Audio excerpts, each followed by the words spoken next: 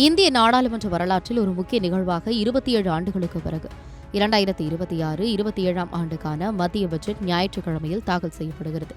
மத்திய நிதியமைச்சர் நிர்மலா சீதாராமன் 9வது முறையாக இன்று மத்திய பட்ஜெட்டை தாக்கல் செய்துள்ளார்.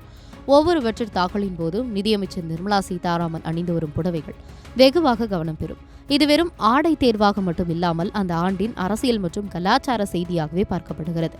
அந்த வகையில் இந்த ஆண்டு நிர்மலா சீதாராமன் தமிழ்நாட்டின் பாரம்பரியத்தை போற்றும் வகையில் காஞ்சிபுரம் பட்டு சேலையை அணிந்திருக்கிறார். அடர் மெரூன் வண்ணத்தில் தங்க ஜரிகைகள் கொண்டு இந்த சேலை நெய்யப்பட்டுள்ளது. இதில் உள்ள கசூட்டி எம்ப்ராய்டு கர்நாடகாவில் தார்வாட் பகுதியை சேர்ந்த மிக பழமையான மற்றும் நேர்த்தியான பாரம்பரிய கைவினை கலையை பறைசாற்றுவதாக அமைந்துள்ளது. தமிழக சட்டமன்ற தேர்தல் விரைவில் வரவிருக்கும் நிலையில் மாநிலத்தின் நெசவு பாரம்பரியத்திற்கு மதிப்பளிக்கும் விதமாக இந்த தேர்வு அமைந்துள்ளது. அத்துடன் தமிழகத்தின் கைத்தறி தொழிலாளர்களுக்கு வழங்கப்படும் அங்கீகாரமாகவும் இது பார்க்கப்படுகிறது.